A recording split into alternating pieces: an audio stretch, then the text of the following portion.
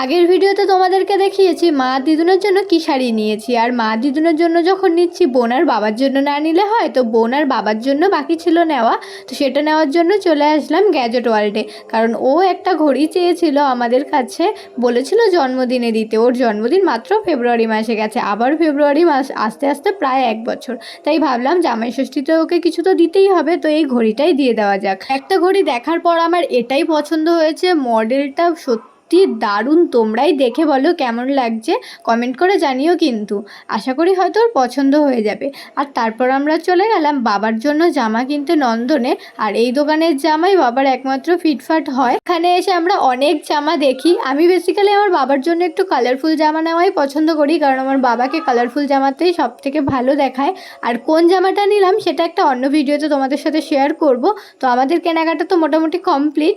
দেখা হবে next mini ব্লগে। টাটা।